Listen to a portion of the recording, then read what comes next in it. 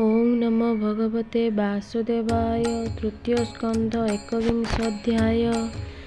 तप विद्या रे विष्णु तोषी कदर्म नामे महाऋषि। विवाह मनु कन्या संग एकविंश रे प्रसंग। विदुरोवाच ब्रह्मारतहु जारतनु जे पूर्वे स्वयं भुव मनु। ताहार वंश ए जगते कि रूपे प्रसरिले केते। मैथुन मते कला प्रजा जे पुणी मनु वंशे राजा। से स्वयं भुव मनुसुत उद्यनापाद प्रिय व्रत। तेजे प्रचंड से विराजे ए सप्तदीपा मोहि भुंजे। जे मन्ते धर्म ए संसारे रखिले कह मुनि बरे। तार दुहिता अनुपम जाहार देवहूति नाम। कदर्म तार निजपति तार भुवने देवहूति। सेवा करई धनुव्रते जे धर्मपति व्रता मते। स्वामी सुहागे सौभाग्ये मैथुन भावे रति रंगे। ताहार गर्भे पुत्र केते जन्मिले कह मोग्रते। ताहा श्रवणे इच्छा मोर कह सदये मुनिवर। मनुतनया जे आकुति ताहांकु रुचि प्रजापति। ब्रह्मज दक्ष प्रजापति से पुण्यलभीण प्रसूति। सृष्टि सृजिले केउ भावे भमुनि ताहा कह एबे। मैत्रेय उवाच कदर्म राई वेदवर बोइले प्रजा सृष्टि कर। ब्रह्मार आज्ञा घेनि शिरे मिलिले सरस्वती तीरे। अति कठोर तप कला शुण हे जेते दिन गला। देवंक अयुत बरसे बसिला आत्मार विश्वासे। समाधि जोगरे कदर्म सेविले पुरुष उत्तम। तप समाधि क्रिया जोगे निश्चल भक्ति अनुरागे। तार समीपे ऋषिकेश तक्षणे होइले प्रकाश। शुक्ल शरीर शून्य मार्गे प्रसन्न हेले सत्य जुगे। शुक्ल कमल माला गले बदन शोभित कुंडले। शबद ब्रह्म रूप धरी सते आदित्य नुहे सरी। लोचन पुंडरी कदल सुंदर अलका कपोल। विरज वस्त्र परिधान सुनिघ्न मुख शोभावन। किरीट कुंडल विराजे शंख कमल गदा साजे। चक्र विराजे दक्ष करे स्वतेजे दश दिग पुरे। स्मित विराज चक्षु बेनी विराजे निज तेज घेनी। सुंदर हास्ये मन मोहे कोटि कंदर्प समनुहे। गरुड़ स्कंधे आरोहण अमूल्य रत्न विभूषण। भ्रुभंग अनुग्रह मुख देखन्ते हरे भव दुख। श्रीवत्स्य चिन्ह हृदय साजे कौस्तुभमणि कंठ माझे। शून्य मंडले विष्णु देखी उठिला आसन उपेखी। बहु बरस तपश्रम ଦେଖନ୍ତେ ଗଲା ମନ ଭ୍ରମ ପ୍ରୋମହରସ କଳେବର ନୟନୁ ବହେ ଅଶ୍ରୁଧାର କର ଅଞ୍ଜଳି ଦେଇ ମାଥେ ଦଣ୍ଡ ପ୍ରଣାମ ଭୂମି ଗତେ ଆନନ୍ଦେ ପାଇ ମନୋରଥ ବୋଲାଇ ହୋଇ କୃତକୃତ୍ୟ। କଦ୍ରମ ଉବାଚ ଭୋ ନାଥ ତବ ଦର୍ଶନ ସଫଳ କଲା ମୋ ନୟନ ଯେ ରୂପେ ଦେଖିବାର ଅର୍ଥେ ଯୋଗ ସାଧନ୍ତି ମୁନି ସନ୍ଥେ। ଭୋ ନାଥ ତୋହର ଚରଣ ଜୀବର ପରମ କାରଣ ତ ପାଦ ପଦ୍ମ ନାବ କରି ଭବ ସାଗରୁ ଯାନ୍ତି ତରି ଏ ଭାବ ଛାଡ଼ି ଯେ ସଂସାରେ ବିଷୟ ରସ ଆଶ୍ରା କରେ ନରକେ ଯାନ୍ତି ସେହି ମତେ ସେ ତତେ ପାଇବେ କେମନ୍ତେ ସେହି ପ୍ରକାରେ ମନ ମୋର କଳ୍ପଇ ବିଷୟା ଗୋଚର ତୋର ଆଦେଶେ ସୃଷ୍ଟି ଧର୍ମେ କଳ୍ପଇ ଗୃହସ୍ଥ ଆଶ୍ରମେ ଯେ ଗୃହ କାମ ଧେନୁ ପ୍ରାଏ କୁଟୁମ୍ବ ଜନ ମନ ମୋহে ତୋର ଚରଣ କଳ୍ପଦ୍ରୁମ ଆଶ୍ରେ ଲଭିବି ସର୍ବ କାମ ତୋର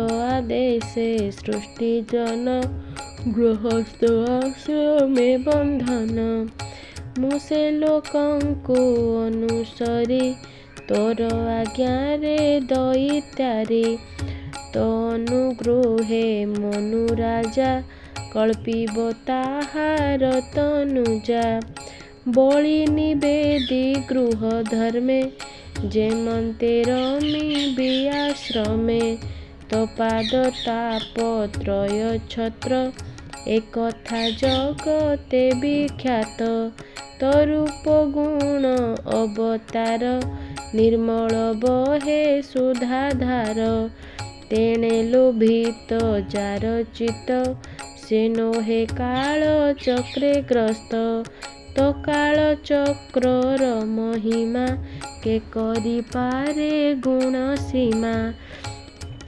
ଯାହାର ବ୍ରହ୍ମ ରୂପୀ ଅକ୍ଷ ଭ୍ରମଣେ କେ ବା କରୁ ଲକ୍ଷ୍ୟ।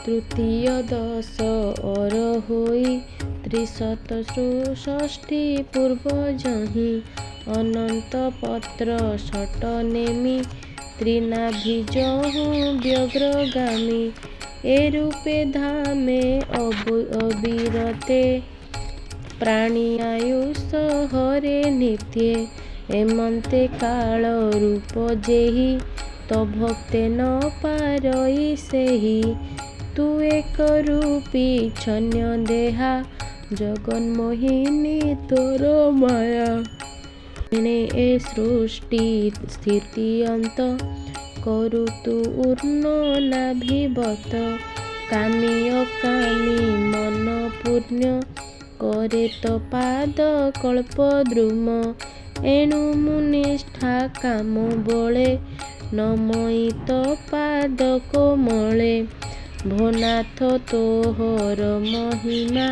କେ କହିପାରେ ଗୁଣ ସୀମା। ମୈତ୍ରେୟ ଉବାଚ ହେମନ୍ତ ମୁନି ବାକ୍ୟ ଶୁଣି ଗରୁଡ଼ ସ୍କନ୍ଧେ ଚକ୍ର ପାଣି ଜ୍ୟୋତି ସ୍ୱରୂପ ଶୂନ୍ୟେ ଥାଇ କହନ୍ତି ମୁନି ମୁଖ ଚାହିଁ।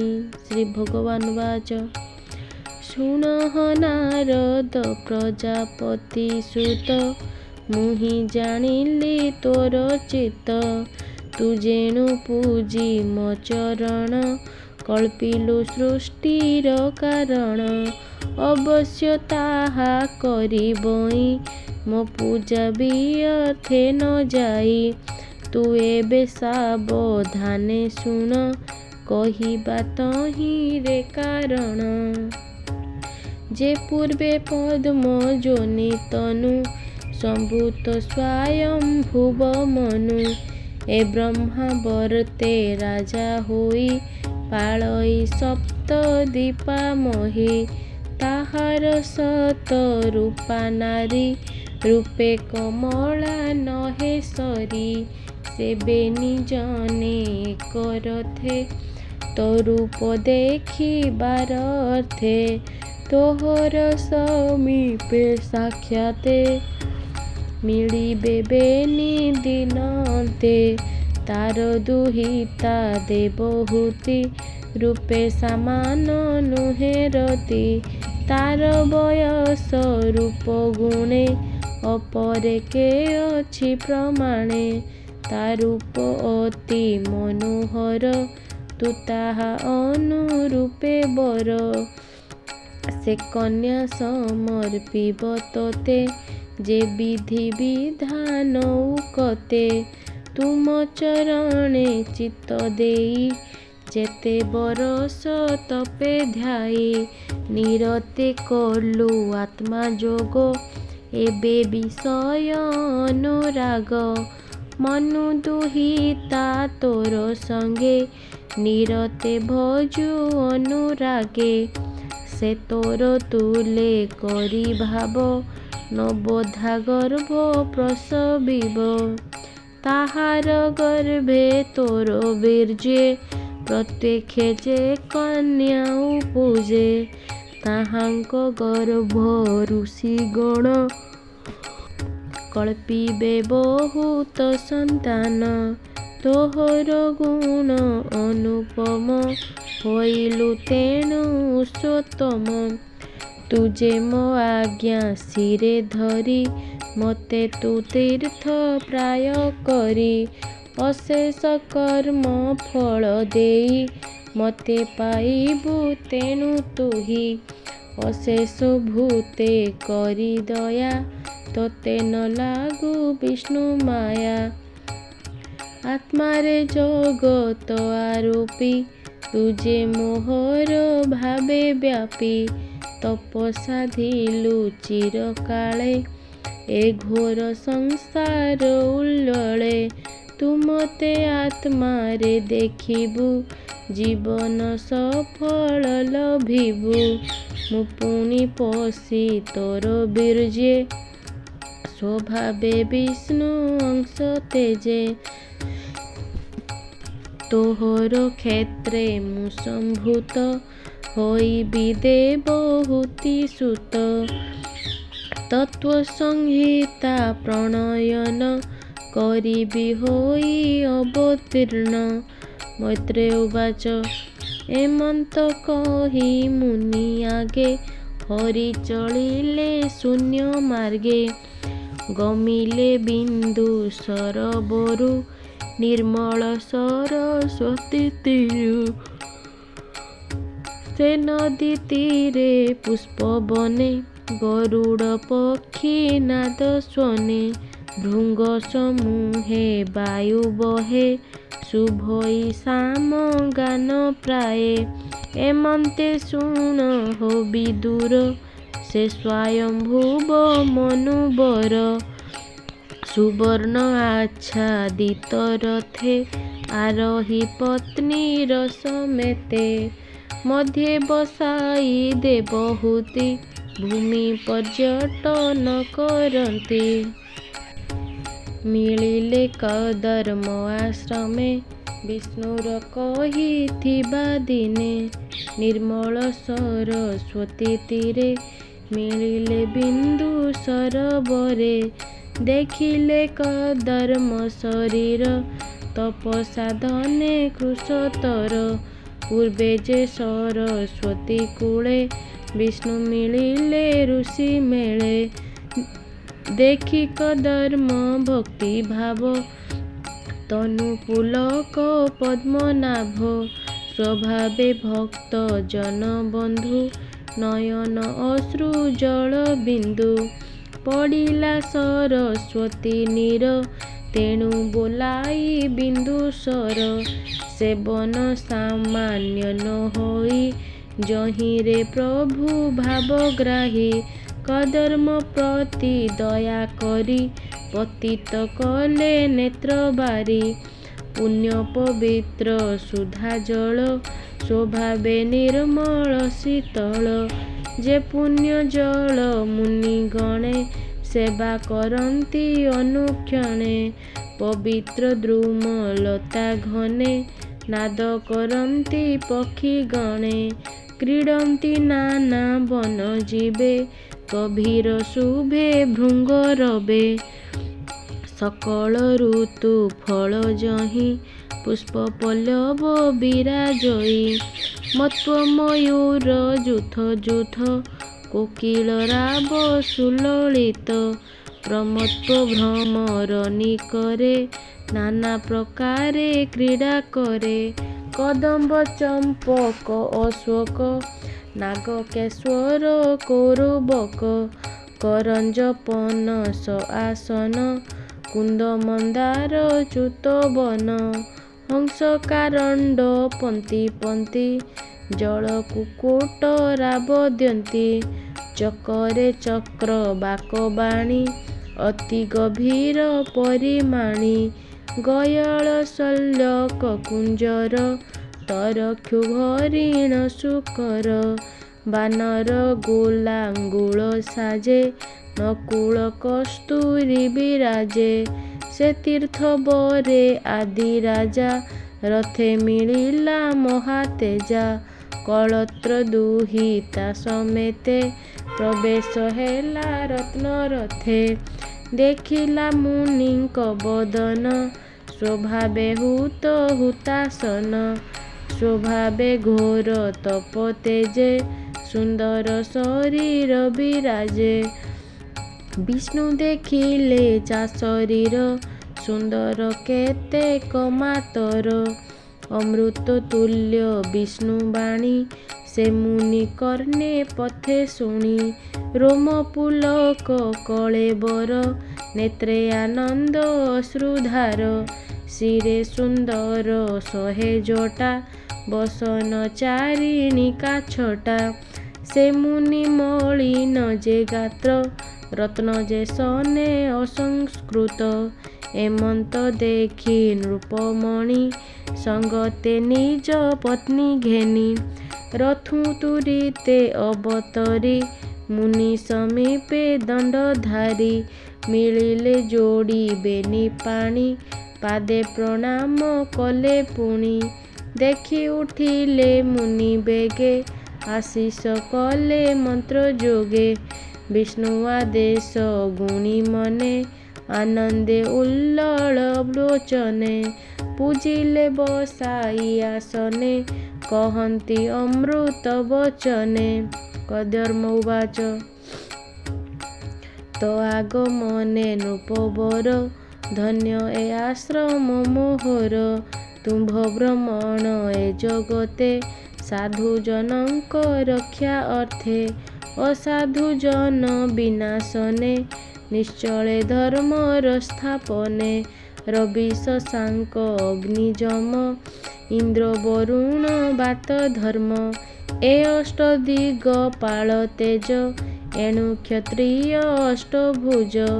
ଏଣୁ ତୁମ୍ଭଙ୍କୁ ନମସ୍କାର ତୁ ଧର୍ମ ମୂର୍ତ୍ତ ନୃପବର। ରଥ ଆରୋହିତ ବିହର ଅସତ ଜନ ଗର୍ବହର। ଘର ଗର୍ଜନ ଧନୁରବେ ଉଦଣ୍ଡ ସଂଗ୍ରାମ ଉତ୍ସବେ। ବେଷ୍ଟିତରୁ ଚତୁରଙ୍ଗ ବଳେ କମ୍ପାଇ ଅବନି ମଣ୍ଡଳେ। ସୂର୍ଯ୍ୟର ପ୍ରାୟ ତେଜ ଧରି ଖେଟ ଖର୍ବଟ ବନଗିରି। ଶତ୍ରୁ ବିନାଶେ ସାବଧାନେ କ୍ଷତ୍ରିୟ ଧର୍ମ ଏ ପ୍ରମାଣେ। ଏହା ନ କରି ଯେବେ ଘରେ ସୁଖ ଶୟନେ ନିଦ୍ରା କରେ। ତେବେ ଅସତ ରିପୁବଳ ନାଶନ୍ତି ଭୁବନ ମଣ୍ଡଳ। ତଥାପି ପୁଛୁ ହେ ରାଜନ ଯେ ଅର୍ଥେ ତୁମ୍ଭ ଆଗମନ। ତୁମ୍ଭର ପ୍ରିୟ ଭାବ ଯେହି ସୁହୃଦ ଭାବେ କରିବଇଁ। ଏମନ୍ତ କହି ରାଜା ଆଗେ କଦର୍ମ ଅତି ସୌଭାଗ୍ୟେ। ବିଷ୍ଣୁର ବଚନ ସୁମରି ଅଧିକ ପ୍ରିୟ ଭାବ କରି ସେ ମୁନି ଚରଣ ପଙ୍କଜେ ବ୍ରାହ୍ମଣ ଜଗନ୍ନାଥ ଭୋଜେ। ଇତି ଶ୍ରୀମଦ୍ଭାଗବତେ ମହାପୁରାଣେ ପାରମହଂସ୍ୟାଂ ସଂହିତାୟାଂ ତୃତୀୟ ସ୍କନ୍ଧେ ମନୁକର୍ଦର୍ମ ସଂବାଦେ ନାମ 11 ଅଧ୍ୟାୟ।